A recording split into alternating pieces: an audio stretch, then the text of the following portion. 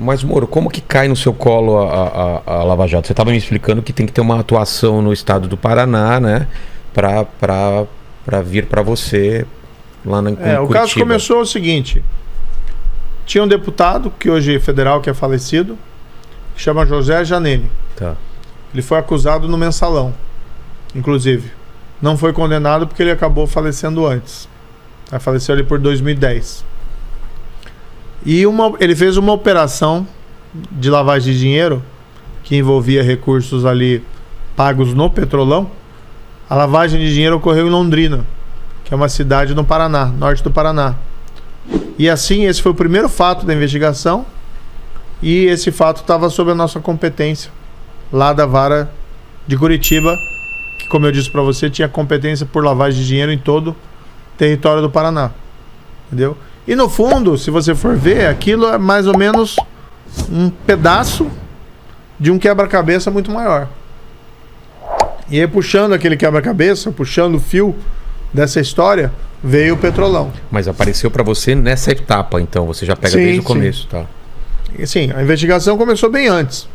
Ela foi se arrastando, não estava rendendo muita coisa, mas teve uma mudança do delegado, encarregado do caso.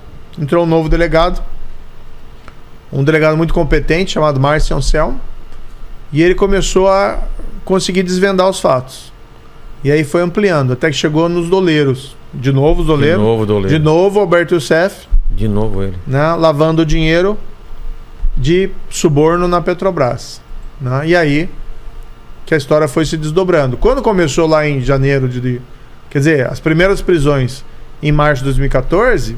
Ninguém tinha ideia que o tamanho daquela coisa, entendeu?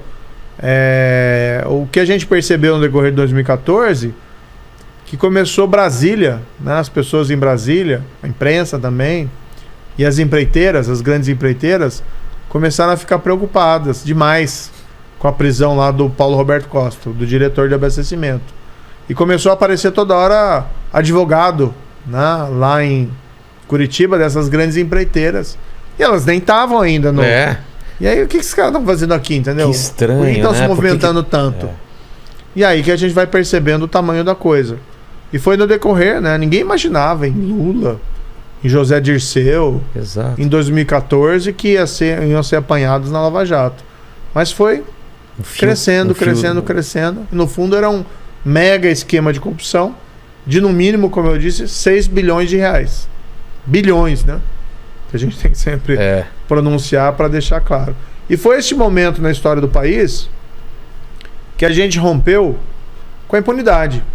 Porque corrupção sempre houve, né? Em maior ou menor grau. Deixar claro isso, né? Não foi de repente que começaram a roubar, não. Isso sempre teve. Sempre teve. Nessa escala, a gente já tem uma dúvida. Se nessa escala, tinha nessa mesma escala no passado. Mas enfim, o que mudou principalmente foi a impunidade. O privilégio de roubar e não ser punido, né? Foi isso que a Lava Jato buscou acabar. E de fato as pessoas foram julgadas pelos crimes, tiveram direito de defesa, foram julgadas, foram punidas, dinheiro foi recuperado. Essas grandes empresas, no começo elas não queriam admitir nenhum crime, depois com o tempo elas começaram a ver, é melhor admitir, fazer um acordo, que a lei permite, né? Não é um acordo... Ninguém está falando aqui de um acordo espúrio, né? Um acordo ilegal. A lei permite que uma empresa que se envolveu no escândalo de corrupção, ela procure as autoridades para fazer um acordo que a gente chama de leniência, de colaboração, e basicamente ela revela todos os fatos, se compromete a não praticar mais crimes, a indenizar os cofres públicos e pagar multas, né? E colaborar com a justiça. Isso já tinha acontecido antes da Lava Jato? Já tinha, mas não na escala da Lava Jato. Né? Era um pouco novidade no Brasil, essa possibilidade. No exterior já era coisa comum, nos Estados Unidos, por exemplo. No Brasil, a Lava Jato é que deu aquele grande impulso para esses acordos de colaboração. Tanto também dos acusados que fizeram, como também das empresas. E é bom para a empresa, uma possibilidade dela dar a volta por cima. A gente ouve muito... a Lava Jato destruiu as empresas, prejudicou as empresas. Não. Primeiro, quem prejudica a economia, as empresas, é a corrupção. É o cara que roubou. não o cara que combate o crime. Isso é uma coisa assim tão óbvia, mas infelizmente a gente tem que repetir no Brasil. Né? Uma coisa tão básica, né? E 2, todas essas empresas, desde o primeiro momento, tinham a possibilidade de procurar as autoridades para fazer esse acordo. Mas elas optaram, no início, por não fazer isso e resistir e mentir o quanto elas podiam.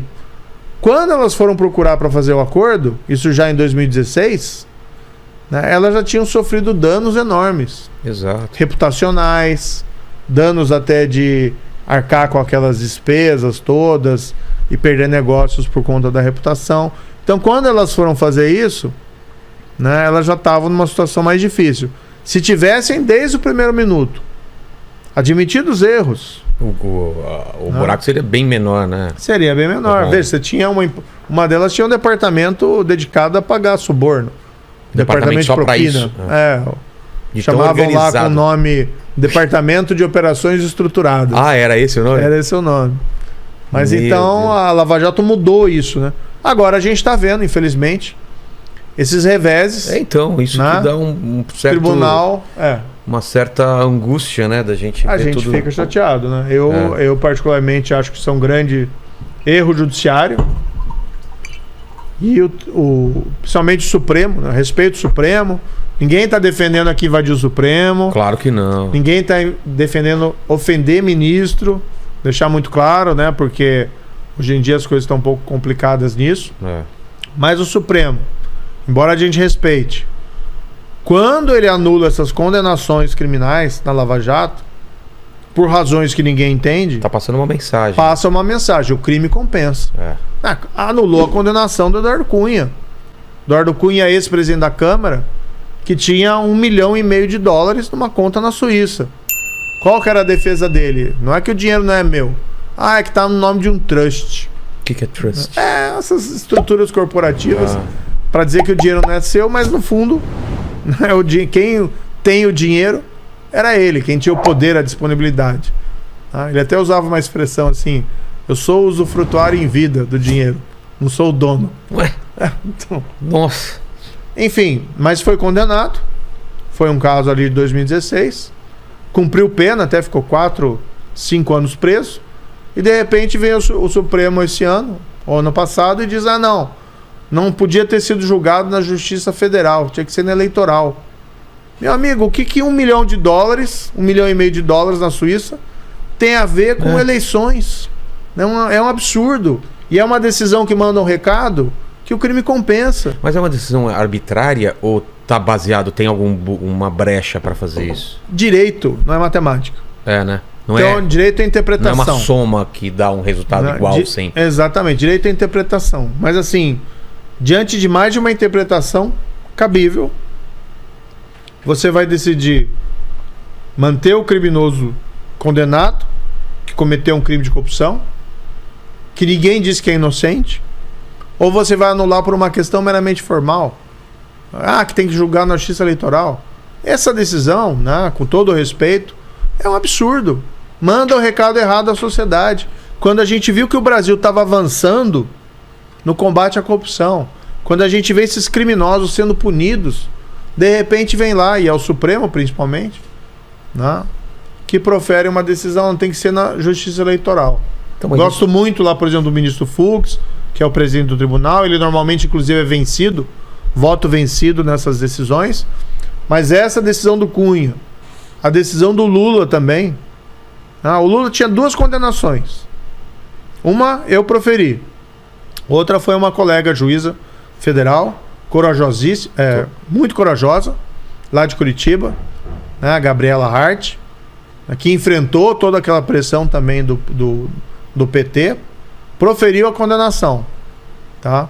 E o Lula era o presidente durante todo esse esquema de corrupção. Ele que nomeia os diretores da Petrobras. Né? E esse esquema de suborno, entre outras coisas, visava dar apoio político ao governo dele. E manter, né?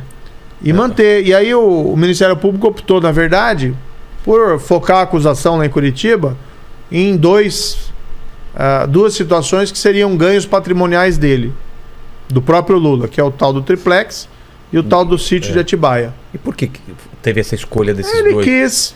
Na verdade, assim, você tem um esquema muito maior. Sim, é isso que eu entendo. Tem que são 6 bilhões de reais. Mas eles acharam, na época, adotaram isso como estratégia, eles que definem essa estratégia. Falando eles quem? Ministério Público. Ministério Público, tá. Apresentar acusação em cima desse enriquecimento patrimonial do Lula.